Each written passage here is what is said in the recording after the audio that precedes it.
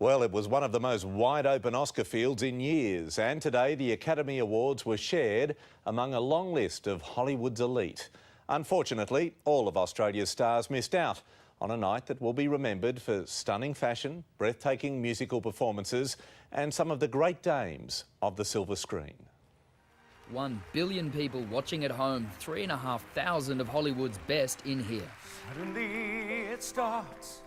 And as if we weren't well represented enough already, One day more to revolution. Hugh and Russell were the showstopper.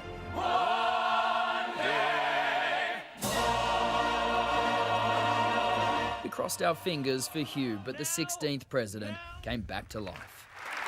And the Oscar goes to Daniel Day-Lewis. Stephen didn't have to persuade me to play Lincoln, but I had to persuade him that perhaps if I was going to do it, that Lincoln shouldn't be a musical. Naomi Watts lost the Best Actress honour to Jennifer Lawrence. Long dress, many stares. Hugh Jackman, first gentleman on the scene, with a helping hand. You guys are just standing up because you feel bad that I fell, and that's really embarrassing, but thank you. On this stage, the host is in the hot seat. It's an honour that everyone else said no. The creator of The Family Guy brought adult humour. We saw your boobs. In the movie that we saw your boobs. That walked that fine line between hero and hated. This is the story of a man fighting to get back his woman, who's been subjected to unthinkable violence, or as Chris Brown and Rihanna call it, a date movie. For our other hopes, Jackie Weaver pipped for Best Supporting Actress. I look up to you all so much, and it's just been such an honour. Australian Rick Findlater passed over for his makeup work on The Hobbit, the same for Dave Clayton for his visual effects, but at least they didn't get the new wind-up music. To my children, Christopher, Thomas, Alexander and Samantha.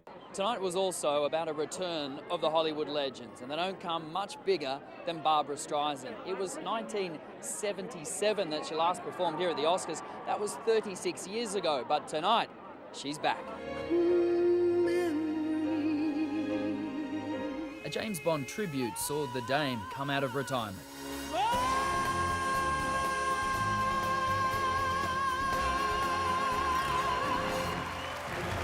The next generation also had a go. A movie that really scooped. Life of Pi, Michael Denham! Life of Pi. And the Oscar goes to Life of Pi. 4 in all. But the big one for the night, Best Picture, had a high-powered host. And the Oscar goes to Argo.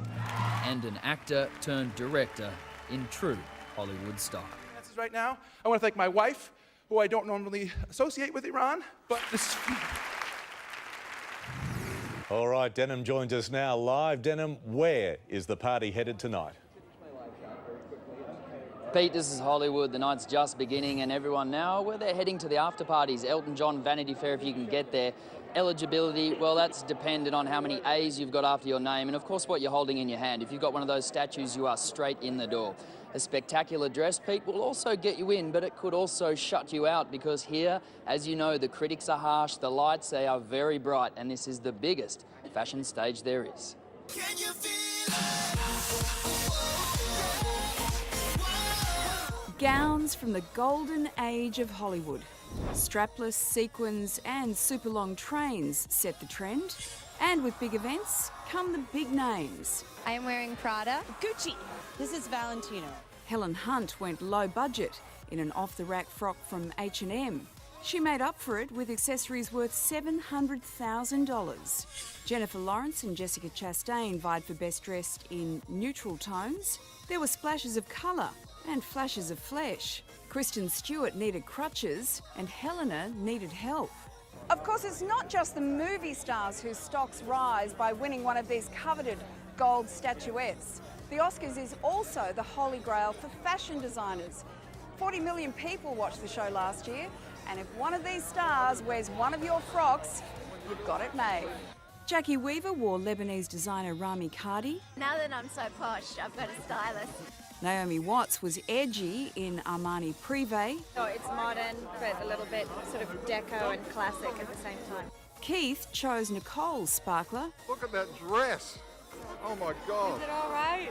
While Hugh muscled up in his and hers. New suit, Tom Ford, Tom Ford. With Tom Ford squared.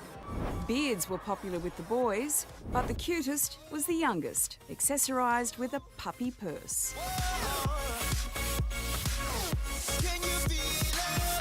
In Hollywood, Lisa Wilkinson for 9 News.